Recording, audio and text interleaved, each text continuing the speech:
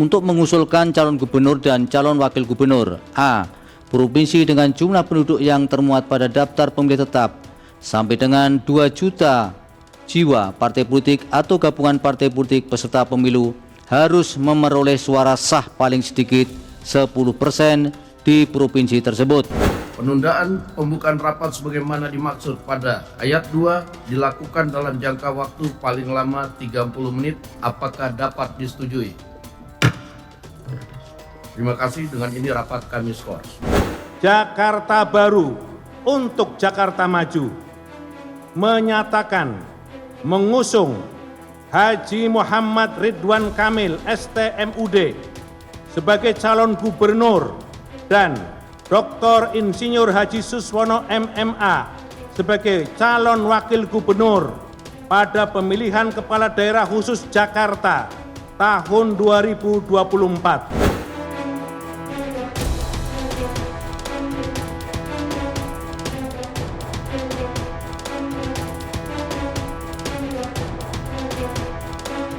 Kalau masuk partai, pertanyaannya, partai mana yang sekarang tidak tersandra oleh kekuasaan?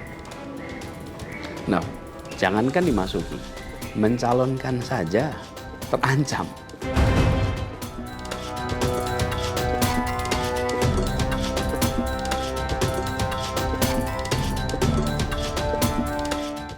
Keputusan Mahkamah Konstitusi gemparkan kontestasi. Aturan berubah, tak ada lagi batas yang sama. Kandidat bertarung, tarik ulur semakin memanas.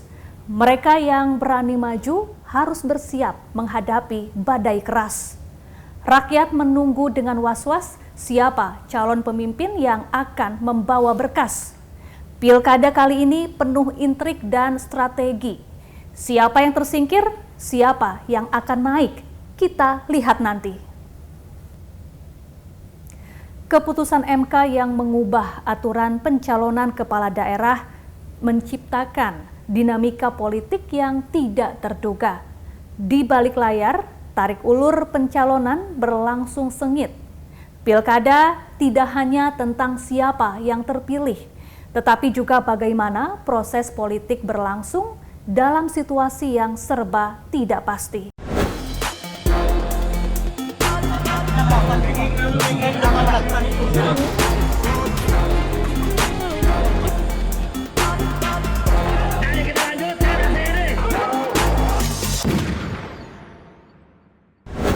Pada 19 Agustus 2024, Koalisi Indonesia Maju beserta sejumlah partai politik yang tergabung dalam Kimplas resmi mengusung pasangan Ridwan Kamil dan Suswono untuk maju di pemilihan Gubernur Jakarta 2024.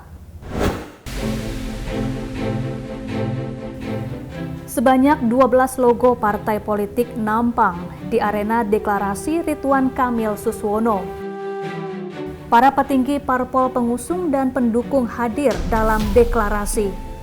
Ke-12 parpol itu adalah Partai Golkar, Gerindra, PAN, Demokrat, PKS, Nasdem, PKB, P3, Partai Perindo, PSI, Gelora, dan Partai Garuda. Mereka juga menandatangani piagam dukungan. Kami melihat 12 partai ini, Pak Muzani, adalah simbol dari rekonsiliasi. Sudah ditunjukkan oleh orang tua kita, Bapak Jokowi, Bapak Prabowo, menunjukkan kepada seluruh warga Indonesia bahwa setelah kontestasi datanglah rekonsiliasi. Nah, di skala wilayah inilah yang ingin kita tunjukkan. 12 dari partai politik ini menunjukkan semangat yang sama. Ada 3 hal yang sedang dan akan berproses. Negosiasi, administrasi politik sedang kita lakukan. Tahap keduanya adalah kontestasi politik. Kami akan menyampaikan gagasan-gagasan dan berharap warga Jakarta bisa menerima gagasan apa itu Jakarta Baru dan apa itu Jakarta Maju selama 5 tahun ke depan. Dan yang ketiga adalah setelah negosiasi politik, kontestasi politik adalah kerja-kerja politik. kami akan bekerja keras, bekerja ikhlas, bekerja tuntas, bekerja berkualitas untuk mewujudkan apa tadi yang sudah disampaikan. Saya juga secara akal sehat mengatakan, semua gubernur-gubernur terdahulu sudah melakukan kerja-kerja yang baik. Kami berkomitmen melanjutkan prestasi hal baik yang sudah dilakukan oleh Pak Heru sebagai PJ, oleh Pak Anies sebagai gubernur terdahulu, oleh Pak Jarod, Pak Ahok, Pak Jokowi. Sebelum bergabung ke Koalisi Indonesia Maju pada 25 Juni 2024, Partai Keadilan Sejahtera memutuskan mengusung pasangan Anies Baswedan dan Sohibul Iman sebagai calon gubernur dan calon wakil gubernur di Pilkada Jakarta. Dewan Pimpinan Tingkat Pusat PKS resmi mengusung Anies Baswedan dan Muhammad Sohibul Iman menjadi pasangan calon kepala daerah dalam kontestasi Pilkada Jakarta. Usulan pasangan Anies Sohibul disampaikan melalui surat dari DPW PKS DKI Jakarta. DPP PKS meyakini pasangan Anies Sohibul sudah memiliki kualifikasi yang mumpuni dan serasi untuk meyakini Jakarta. Bahwa Muhammad Sohibul Iman ini diputuskan sebagai calon wakil gubernur DKI untuk mendampingi Bapak Anies Rashid Baswedan sebagai calon gubernur DKI. Ini semua diambil setelah menerima usulan dari DPW DKI Jakarta, juga masukan-masukan dari berbagai pihak, dari para cendekiawan, dari tokoh-tokoh masyarakat, akademisi, tokoh lintas agama, para habaib. Nah, sehingga kemudian kita menentukan pilihan seperti itu. Namun juru bicara PKS Muhammad Khalid kemudian menyebut ada batas waktu yang diberikan DPP PKS untuk mencari partai koalisi agar duet Anies Sohibul Iman dapat berkontestasi di Pilkada Jakarta. Menanggapi hal tersebut, Anies mengaku kaget dengan tenggat waktu yang ditetapkan, yaitu hingga 4 Agustus. Ia mengklarifikasi bahwa tidak ada pembahasan soal batasan 40 hari untuk mencari dukungan partai. Sebuah rekaman suara yang memperdengarkan suara Anies pun viral. Sementara saya, Khairuddin, pernah sampaikan langsung ke Pak Anies agar kalau tidak menerima Pak Sohibul Iman, maka Pak Anies bisa mengenakan jaket putih, masuk sebagai kader PKS. Jadi nanti sebagai calon gubernur dari PKS, sehingga bisa mengambil calon wakil gubernur dari luar PKS. Tetapi waktu itu Pak Anies tidak menyambut positif. Kita tidak membahas soal 40 hari dan lain-lain. Nah, cuman saya kaget aja mendengar jubir-jubir PKS di media mengatakan tenggat waktu 40 hari, lalu deadline 4 Agustus sebagai deadline cari partai lain. Mengapa kaget? Karena memang tidak pernah dibahas ya. Dan setahu saya memang tidak pernah ada deadline soal SK dari partai lain. Yang ada adalah soal apakah setuju dengan Pak MSI sebagai pasangan. Dan itu juga seperti saya bilang tadi ya Pak, sudah disampaikan 31 Juli, 4 hari lebih awal dari yang diminta. Satu persatu partai pengusung Anies Baswedan mundur.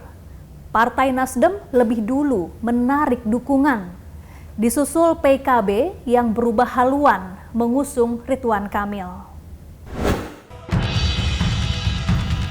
Arah politik PKB untuk bergabung dengan Kim sudah terlihat sejak Mukernas PKB. Dalam Mukernas, Ketua Umum PKB berkelakar untuk ikut bergabung dengan Kim. Terima kasih atas ajakan Pak Dasko, semua siap bersama-sama Pak Dasko dan Pak Prabowo di masa yang akan datang. PKS don't worry. Saya juga ikut mendaftarkan, ajak juga PKS Pak Dasko untuk bareng-bareng dan semua kekuatan bangsa untuk bersama-sama menata Indonesia yang sedang di persimpangan jalan. PKS turut berbelok arah pada Ridwan Kamil. Presiden PKS Ahmad Saiku menyebut partainya mewakafkan Suswono sebagai bakal calon wakil gubernur Jakarta mendampingi Ridwan Kamil. PKS optimis Ridwan Kamil dan Suswono dapat membuat Jakarta lebih maju. Iya, ada yang sudah mengusulkan Suswono ya. Suswono. Enggak Suswono. Suswono ya, teman saya waktu dulu saya Menteri Kehutanan, beliau Mentan. Kapan akan sempurnanya sebuah bangunan peradaban? Kalau kamu membangun sementara orang lain menghancurkan, nggak akan pernah selesai, nggak akan pernah tuntas. Walau alfu banin khalfahum hadimu kafa, fakaifa bibanin khalfahu alfu hadimi. Kalau ada 1000 orang yang membangun, cukup dihancurkannya oleh 1 orang saja. Bagaimana kalau hanya sekedar 1 orang yang membangun, sementara beribu-ribu orang akan menghancurkan itu, maka akan nggak pernah terwujud bangunan peradaban yang diimpikan. Oleh karena itu, dengan kebersamaan di antara kita dan kesatuan tekad di antara kita untuk membangun Jakarta baru, Jakarta maju, insya Allah di bawah kepemimpinan Ridwan Kamil dan Suswono, insya Allah mimpi-mimpi kita tentang Jakarta yang lebih baik akan bisa diwujudkan. Amin. Kepada Bung Fahri Hamzah dan teman-teman dari partai yang lain, nggak perlu khawatir. Tadi udah paham Bang Fahri dengan sosok Pak Suswono. Jadi insya Allah PKS mewakafkan Pak Suswono ini, memang pilih-pilih betul PKS, menurut PKS yang cocok Pak Suswono. Oleh karena itu saya berpesan betul pada Pak Suswono dengan 3 hal sebagai wakil. Yang pertama adalah cepat tidak mendahului, pandai tidak menggurui, dan tajam tidak melukai. Kimplas akhirnya deklarasikan pasangan Ridwan Kamil dan Suswono untuk maju sebagai pasangan bakal calon gubernur dan bakal calon wakil gubernur Jakarta. Deklarasi dukungan ini sekaligus menyapu bersih parpol pendukung di Pilkada Jakarta. Hanya menyisakan PDI Perjuangan berjuang sendiri. Mengharap rahmat Allah Subhanahu wa Ta'ala, Tuhan yang Maha Esa.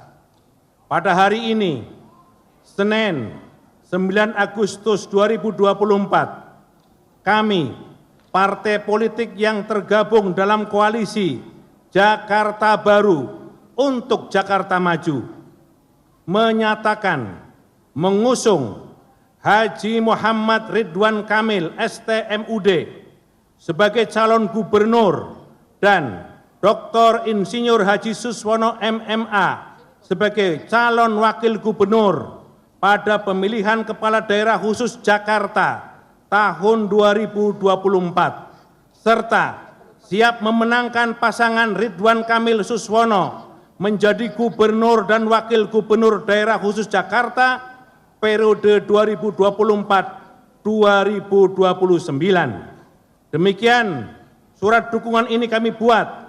Atas pernyataan dan kerjasamanya kami mengucapkan terima kasih. Pasca putusan Mahkamah Konstitusi, peta politik pilkada berubah drastis. Penuh gonjang-ganjing dan intrik, aturan baru ini membuka peluang baru bagi partai-partai kecil, namun juga menciptakan ketidakpastian yang mencekam. Di balik layar, strategi berubah, aliansi bergeser, dan dukungan politik pun tidak lagi pasti. Siapa yang akan bertahan dan siapa yang akan tersingkir? Inside Story segera kembali bersama saya, Syafaati Suryo. Kalau masuk partai, pertanyaannya, partai mana yang sekarang tidak tersandra oleh kekuasaan? Nah, jangankan dimasuki, mencalonkan saja terancam.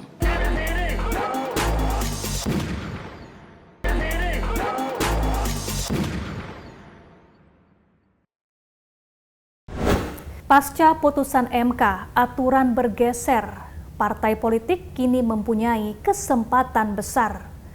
Namun tarik ulur pencalonan tak kunjung reda. Nama-nama mencuat, namun dukungan masih tanda tanya. Ada yang maju dengan nyali membara, tapi ada juga yang mundur, takut terjebak drama. Sebelumnya, MK telah membatalkan syarat yang mengharuskan parpol atau gabungan parpol memiliki minimal 20% kursi di DPRD atau 25% suara sah untuk mengusung calon di pilkada. Putusan ini membuka peluang bagi PDI Perjuangan untuk mengusung calon gubernur di Jakarta karena syarat ambang batas 25% suara sah tak lagi berlaku.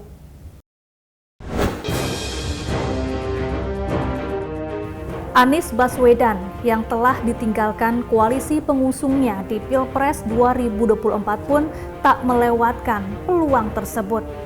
Anies bersilaturahmi ke kantor DPD PDIP Jakarta. Didampingi juru bicaranya Syahrin Hamid dan mantan Menteri Perdagangan Thomas Lembong, kedatangan Anies disambut langsung Wakil Sekretaris Bidang Internal Bambang Mujiono dan sejumlah petinggi DPD PDIP Jakarta. Ketua DPD PDIP Jakarta Adi Wijaya tak menampik kedatangan Anies akan membuka kemungkinan PDIP mempertimbangkan nama Anies maju bersama PDIP dengan melihat penyamaan visi misi dalam demokrasi. Bahas pasti. Apa aja tuh, Pak? Ya, kita menyamakan kita punya visi dan misi, ya, bagaimana kita mengawal, ada persamaan, kita punya pandangan bahwa kita harus mengawal konstitusi yang benar, kita harus mengawal demokrasi yang benar. Itu aja. Pak, ini kan tadi hangat banget nih Pak salamannya, senyumnya gitu. Apa udah memutuskan bahwa Pak Anies kayaknya cocok nih diusung sama PDI? Insya Allah. Insya Allah ya. Kunjungan Anies Baswedan ke kantor DPD PDIP Jakarta tampaknya menjadi sinyal kuat bahwa mantan Gubernur DKI Jakarta tersebut sedang merapatkan barisan untuk kembali berkontestasi di pemilihan Gubernur Jakarta. Dalam pertemuan yang hangat, Anies dan jajaran DPD PDIP Jakarta seolah saling memberi kode. Bak gayung bersamput membuka kemungkinan besar pencalonan Anies untuk kembali memimpin Jakarta melalui jalur partai berlambang banteng tersebut.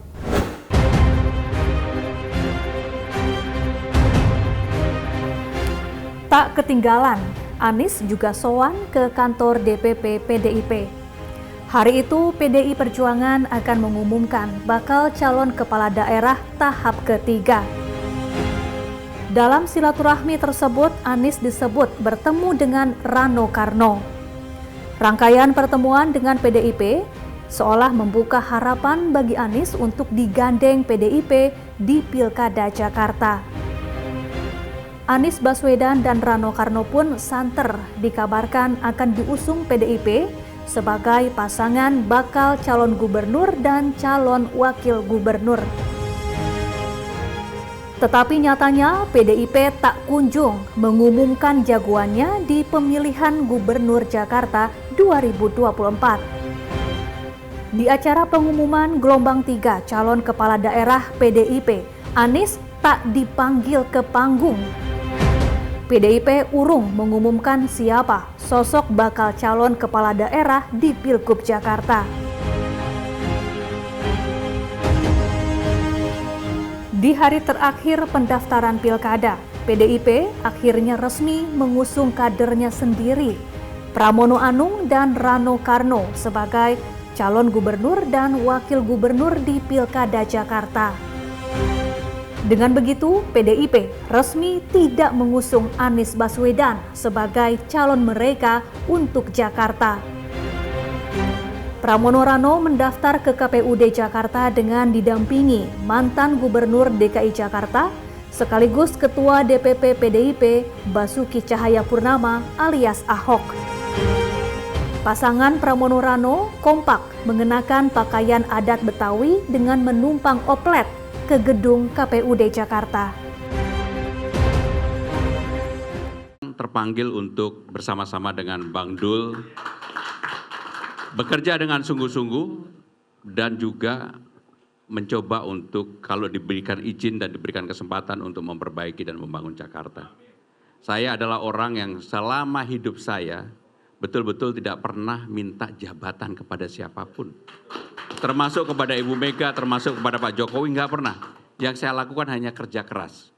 Karena kerja keras itulah ya kemudian kenapa tiba-tiba saya ketiban pulung untuk menjadi calon gubernur DKI Jakarta. Apa yang disampaikan Mas Pram adalah benar, bahwa tadi malam saya baru diperintahkan oleh Ibu Ketua Umum untuk membantu membenahi Jakarta. Teman-teman sekalian, ada percakapan yang Ibu sampaikan kepada saya membuat saya termenung. Beliau mengatakan, sebentar lagi DKI akan ditinggalkan. Kaget saya. Apa maksudnya, Bu? DKI tidak akan jadi ibu kota. Dia akan kembali menjadi daerah khusus Jakarta. Setelah itu apa yang harus dilakukan? Saya perintahkan kamu, dan ini hak prerogatif Ketua Umum, tidak ada diskusi, dampingi Pak Gubernur Pramono Anung. Namun ada yang menarik pada pengumuman bakal calon kepala daerah yang diusung PDIP pada gelombang ketiga. PDIP justru mendeklarasikan dukungannya pada kader Partai Golkar, Airin Rahmidiani, untuk maju dalam kontestasi Pilkada Banten. Ia berpasangan dengan kader PDIP Ade Sumardi. Meski Airin sudah datang ke markas pusat PDIP dengan berbaju corak merah, tak membuat Ketua Umum Megawati menerima begitu saja. Bahkan Megawati Soekarnoputri berulang kali menyebut nama mantan wali kota Tangerang Selatan itu dalam pidato politiknya. Juga menantang kader Golkar itu mengenakan pakaian berwarna merah hitam khas PDIP. Ya kalau konsisten aja, kalau mau jadi masuk PDI Perjuangan dia jadi dengan namanya lahir batin tuh ya rohnya roh PDI Perjuangan. Saya tadi nanya itu sama itu Mbak Airin, ya nanti mesti pakai ini loh, merah hitam loh. Iyalah mau dijadikan, tapi coba masa nggak pakai merah hitam. Dinamika politik ini ya, ini buat saya dialektika. Bung Karno mengajarkan pada saya dialektika, jadi kita bisa lihat gitu. Terus nanti melihat aksi reaksi begitu kan. Nanti semuanya saya ajarin itu, siapa yang nggak mau nurut out gitu aja. Saya pusing karena mau ikut jadi PDI Perjuangan atau mau dompleng aja gitu loh. Saya nggak mau lagi. Ya kalau konsisten aja, kalau mau jadi masuk PDI Perjuangan dia jadi dengan namanya lahir batin tuh ya rohnya roh PDI Perjuangan. Sehari setelah itu, Partai Golkar berbalik arah dan memutuskan untuk kembali mengusung Airin di Pilgub Banten. Padahal sebelumnya, Partai Pohon Beringin Rindang itu tidak mendukung Airin di Pilkada Banten. Golkar memilih mengusung pasangan yang dicalonkan Koalisi Indonesia Maju, yakni Andra Soni Dimyati Natakusuma. Menjawab isu yang menguat, Airin akan meninggalkan Partai Golkar karena persoalan pilkada. Ketua Umum Golkar Bahlil Lahadalia memberikan rekomendasi dukungan untuk Airin Ade sebagai calon gubernur dan calon wakil gubernur Banten. Memang ini prosesnya panjang. Memang kalau barang bagus itu pasti banyak yang minat. Kalau nggak barang bagus, itu mungkin sedikit yang berminat. Saking bagusnya, ada juga yang meminta, kalau bisa ikut kami saja. Golkar selalu menghargai perbedaan, Dan saya pikir kita, Ibu Airin adalah rumah besar di Partai Golkar. Dan Ibu Airin adalah anak kandung daripada Partai Golkar. Sebagai ibu daripada anak yang melahirkan dan membesarkan, rasanya tidak pas kalau kemudian tidak diantarkan oleh ibu kandungnya untuk ikut berkompetisi. Yang perbedaan itu menjadi sebuah kekuatan besar. Karena itu Pak Ade Sumardi, Ketua PDIP, jangan khawatir. Kami tidak akan minta untuk menukar warna baju untuk baju kuning.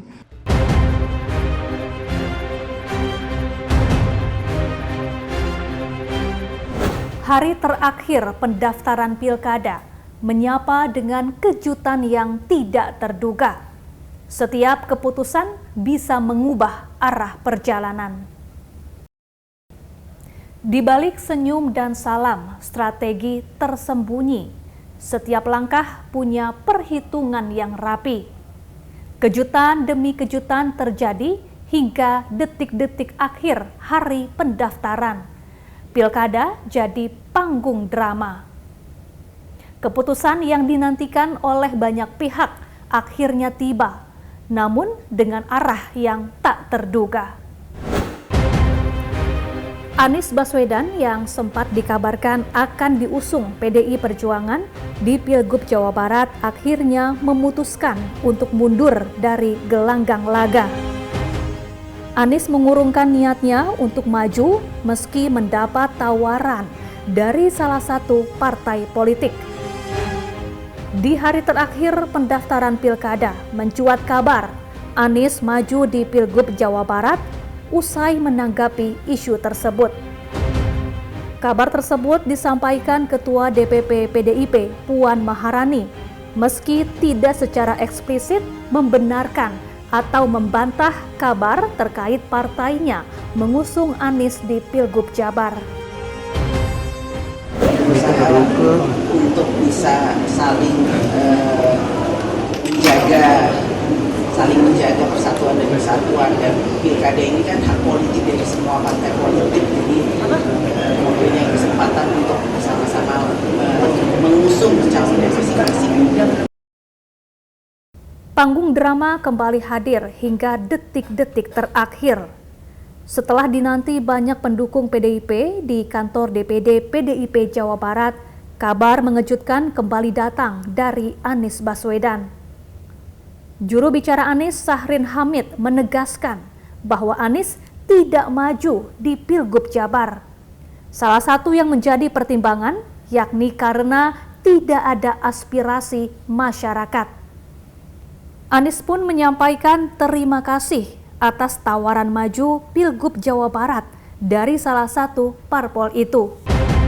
Nah gini, kalau masuk partai, pertanyaannya, partai mana yang sekarang tidak tersandra oleh kekuasaan? Nah, jangankan dimasuki, mencalonkan saja terancam. Agak berisiko juga bagi yang mengusulkan. Jadi ini adalah sebuah kenyataan nih. Jadi kita lihat aja ke depannya. Apakah lalu akan buat partai politik baru? Gini. Bila untuk mengumpulkan semua semangat perubahan yang sekarang makin hari makin terasa besar. Dan itu menjadi sebuah kekuatan, diperlukan menjadi gerakan, maka membangun ormas atau membangun partai baru, mungkin itu jalan yang akan kami tempuh. Kita lihat sama-sama ke depan, semoga tidak terlalu lama lagi, kita bisa mewujudkan langkah-langkah konkret untuk bisa mewadahi gerakan yang sekarang ini makin hari makin membesar. Di masa injury time, PDIP resmi mengusung JJ Wiradinata dan Ronald Surapraja. JJ dan Ronald mengaku kaget karena diberitahukan jelang batas waktu penutupan pendaftaran. Ronald pun tak bisa mendampingi JJ. Ia sedang berada di sebuah acara. Sekjen PDIP mengakui pasangan JJ Ronald merupakan opsi kedua.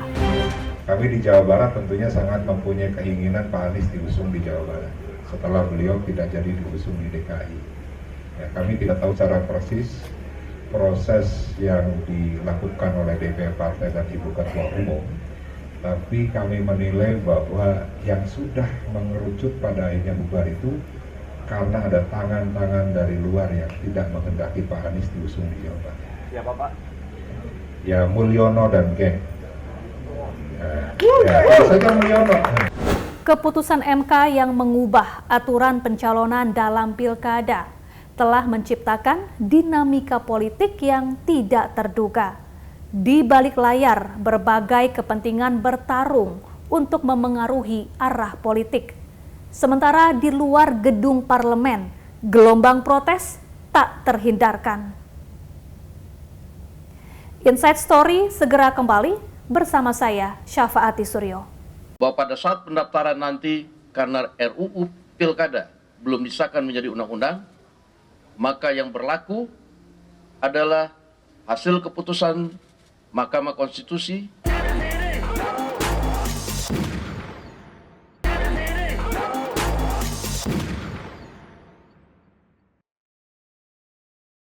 gonjang-ganjing politik mengiringi derap Pilkada serentak 2024.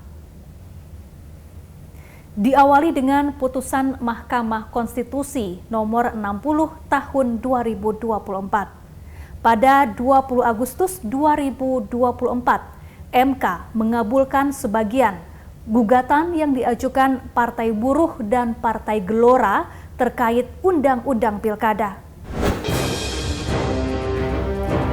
Dalam putusannya, MK menyebut partai politik atau gabungan partai politik peserta pemilu dapat mendaftarkan pasangan calon kepala daerah walau tidak memiliki kursi di DPR atau DPRD.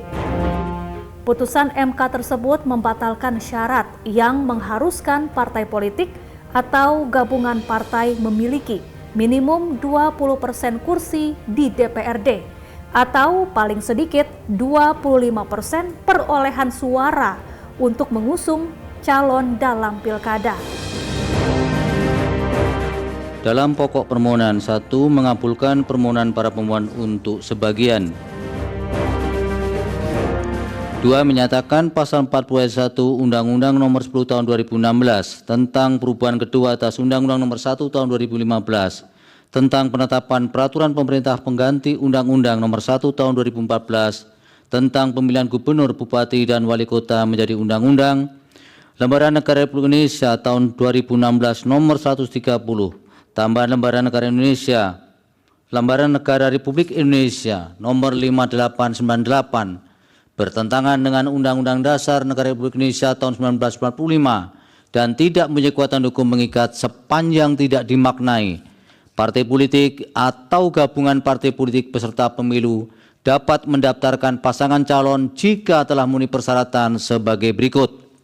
Untuk mengusulkan calon gubernur dan calon wakil gubernur, A. Provinsi dengan jumlah penduduk yang termuat pada daftar pemilih tetap sampai dengan 2 juta jiwa, partai politik atau gabungan partai politik peserta pemilu harus memperoleh suara sah paling sedikit 10% di provinsi tersebut. B. Provinsi dengan jumlah penduduk yang termuat pada daftar pemilih tetap lebih dari 2 juta jiwa sampai dengan 6 juta jiwa, partai politik atau gabungan partai politik peserta pemilu harus memperoleh suara sah paling sedikit 8,5% di provinsi tersebut. C. Provinsi dengan jumlah penduduk yang termuat pada daftar pemilih tetap lebih dari 6 juta jiwa sampai dengan 12 juta jiwa, partai politik atau gabungan partai politik peserta pemilu harus memperoleh suara sah paling sedikit 7,5% di provinsi tersebut.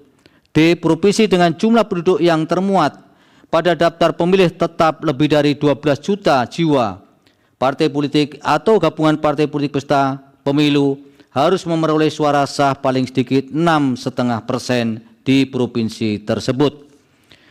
Untuk mengusulkan calon bupati dan calon wakil bupati serta calon wali kota dan calon wali kota, A.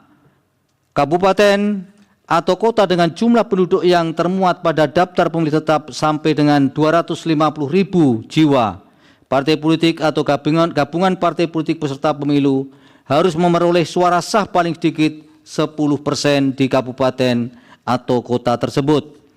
B. Kabupaten atau kota dengan jumlah penduduk yang termuat pada daftar pemilih tetap lebih dari 250.000 jiwa. Diulang, dari 250.000 sampai dengan 500.000 jiwa.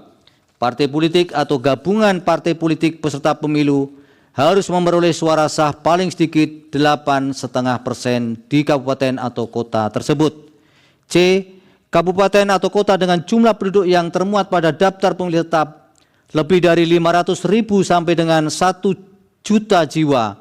Partai politik atau gabungan partai politik peserta pemilu harus memperoleh suara sah paling sedikit 7,5% di kabupaten atau kota tersebut.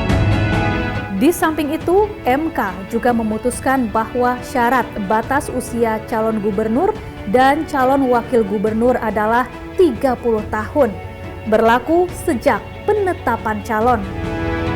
Hal ini berlawanan dengan putusan Mahkamah Agung yang sebelumnya memerintahkan KPU untuk mengubah syarat batas usia cagup dan cawagup lewat amar putusan terhadap gugatan peraturan KPU yang dilayangkan Partai Garuda. Lewat amar putusan tersebut, MA meminta agar syarat usia 30 tahun tidak terhitung sejak penetapan cagup-cawagup sebagai pasangan calon oleh KPU, melainkan sejak pelantikan. Sehari setelah putusan MK, secepat kilat DPR menggelar rapat legislasi terkait Undang-Undang Pilkada. Suasana rapat menjadi panas ketika sebagian besar anggota Balik menggunakan putusan Mahkamah Agung dalam pasal tertentu. Pada 21 Agustus 2024, DPR menggelar rangkaian rapat pembahasan revisi Undang-Undang Pilkada. Rangkaian dimulai dengan rapat Badan Legislasi atau Balek DPR bersama dengan perwakilan pemerintah. Pemerintah diwakili oleh Menteri Dalam Negeri Tito Karnavian dan Menteri Hukum dan HAM Supratman Andi Aktas. Balek membantah tudingan yang muncul bahwa rapat yang terkesan mendadak tersebut digelar untuk menganulir putusan MK terkait ambang batas pencalonan di Pilkada. Jadi perlu kami jelaskan bahwa RUU ini merupakan usul inisiatif DPR. Jadi waktu itu dimulai pada tanggal 23 bulan Oktober tahun 2023. Jadi bukan baru kemarin, tapi memang ini RUU yang sudah diusulkan oleh DPR tahun lalu. Dan disahkan di paripurna menjadi usul inisiatif DPR pada tanggal 21 November 2023. Tetapi karena kita menghadapi pemilu, tahu sama tahu, semua sibuk, kemudian sempat tertunda. Dan semakin tertunda karena waktu itu ada putusan Mahkamah Konstitusi mengenai penjadwalan pilkada yang tidak ditunda lagi. Waktu itu sempat ada MK memutuskan tidak ada perubahan jadwal pilkada. Sehingga hal yang paling krusial kemudian ditunda lagi, dan akhirnya hari ini kita bisa mendapatkan penugasan dari DPR, dan surprise dari pemerintah itu sudah lama, dan kemarin kita mendapatkan penugasan dari pimpinan DPR untuk melaksanakan pembahasan RUU, pembahasan tingkat 1. Usulan-usulan revisi saat itu, pemerintah kemudian menunjuk 3 menteri. Menteri itu Menteri Dalam Negeri, Menteri Kumham, dan Menteri Keuangan mewakili pemerintah untuk membahas. Dan kami sudah melakukan pembahasan internal pemerintah, panitia antar kementerian, termasuk juga mengundang KPU, Bawaslu, DKPP, dan saat itu kita sudah menyusun DIM, daftar isian masalah, yang jumlahnya 496, yang meliputi 42 pasal, 12 usulan baru pemerintah, dan ada 30 usulan baru dari DPR RI. Dinamika politik semakin memanas. Usai rapat kilat Balik DPR dalam merevisi Undang-Undang Pilkada, DPR segera menggelar rapat paripurna untuk mengesahkannya. Langkah kuda DPR ini kemudian memantik emosi para pejuang demokrasi untuk menggelar aksi. Pada 22 Agustus, DPR berniat menggelar rapat paripurna dengan agenda pengesahan revisi Undang-Undang Pilkada. Rapat paripurna yang sebelumnya direncanakan digelar pukul 10 tersebut ditunda karena anggota yang hadir belum mencapai quorum. Saat itu anggota yang hadir hanya sebanyak 89 orang, sementara 87 lainnya izin. Para anggota dan hadirin yang kami muliakan, sehubungan dengan belum terpenuhnya syarat quorum rapat paripurna pada hari ini, maka sesuai dengan pasal 281 ayat 3 Tata Tertib DPR RI sebagai berikut: penundaan pembukaan rapat sebagaimana dimaksud pada ayat 2 dilakukan dalam jangka waktu paling lama 30 menit. Apakah dapat disetujui?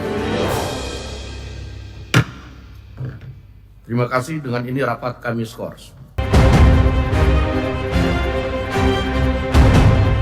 Teman-teman semua, semoga masih tetap semangat. Di hari yang sama, gelombang aksi unjuk rasa menolak revisi Undang-Undang Pilkada mulai padati bagian depan gedung MPR DPR Senayan, Jakarta. Ribuan elemen masyarakat yang terdiri dari kalangan buruh, mahasiswa, hingga aktivis tersebut membawa spanduk yang menyuarakan penolakan pada revisi Undang-Undang Pilkada. Sejumlah figur publik bahkan turut serta dalam aksi tolak revisi Undang-Undang Pilkada. Di antaranya aktor Reza Rahadian yang turut berorasi bersama massa. Saya merasa ini adalah waktu yang tepat untuk saya keluar dan bersama dengan kawan-kawan semua melihat bagaimana MK yang sedang berusaha mengembalikan citranya setelah wajahnya habis porak-poranda di sebelumnya. Dan hari ini kita sudah mendapatkan sebuah keputusan yang sangat kita hormati dari MK. Masih juga berusaha untuk dibegal, masih juga berusaha untuk dicegal.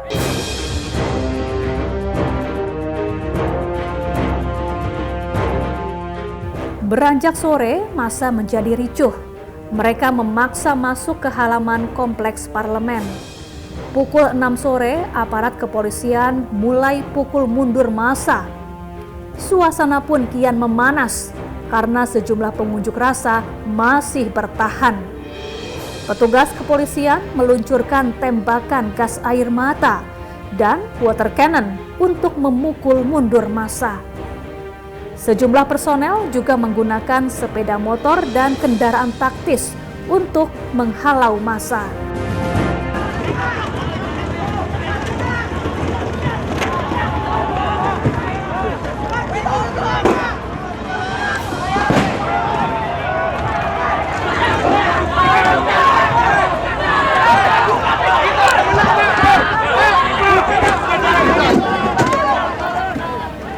Sementara itu, karena tidak mencapai quorum pada rapat paripurna pengesahan revisi Undang-Undang Pilkada, Wakil Ketua DPR Sufmi Dasko Ahmad menyatakan DPR membatalkan pengesahan Undang-Undang Pilkada.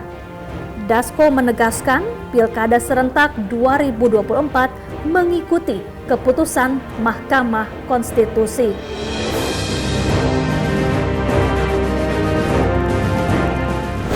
Setelah kemudian mengalami penundaan selama 30 menit, maka tadi sudah diketok bahwa revisi Undang-Undang Pilkada tidak dapat dilaksanakan.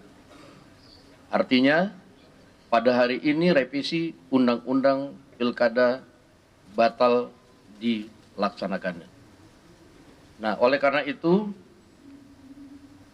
sesuai dengan mekanisme yang berlaku, apabila mau ada paripurna lagi harus mengikuti tahapan-tahapan yang diatur sesuai dengan tata tertib di DPR. Dan karena pada hari Selasa, tanggal 27 Agustus 2024, kita sama-sama tahu sudah pada tahapan pendaftaran pilkada.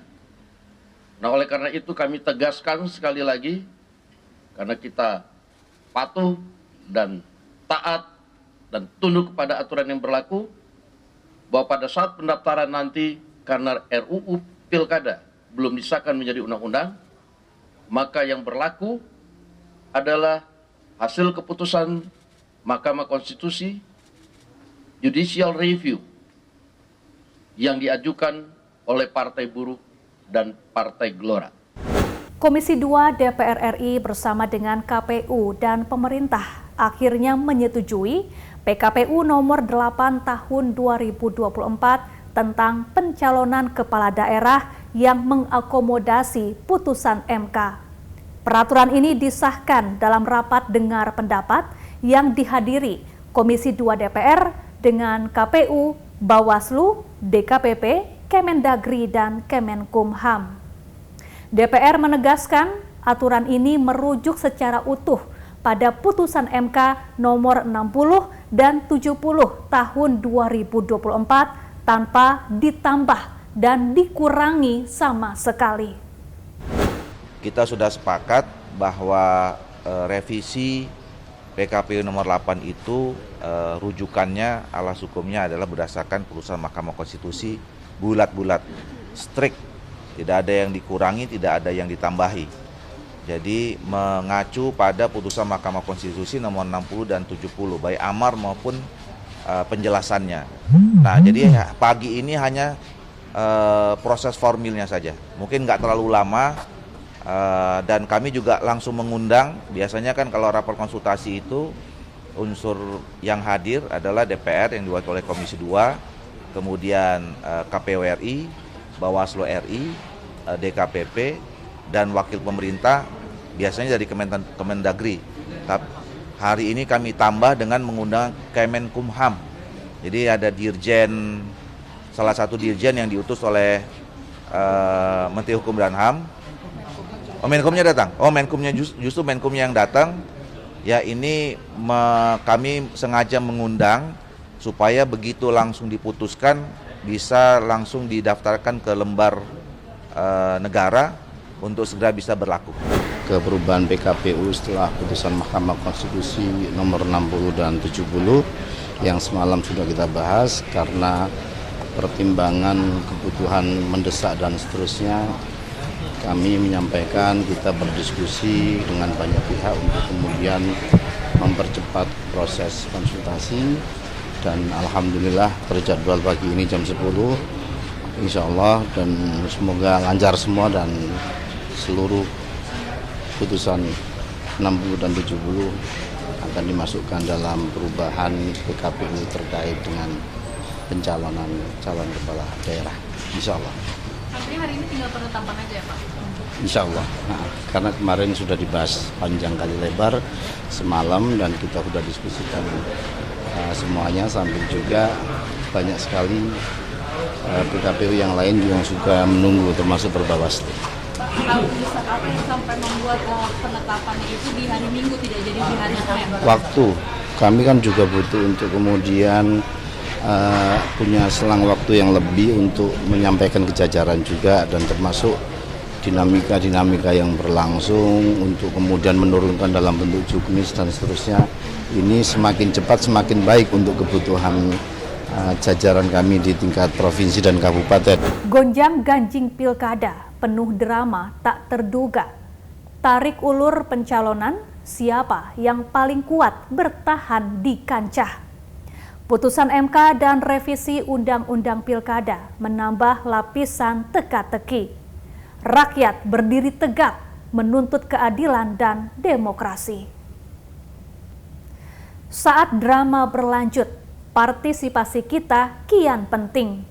Mengawasi, bersuara demi masa depan gemilang. Pilkada harus adil, transparan, dan jujur. Hanya dengan itu, demokrasi kita akan tetap subur. Saya Syafaati Suryo, terima kasih dan sampai jumpa.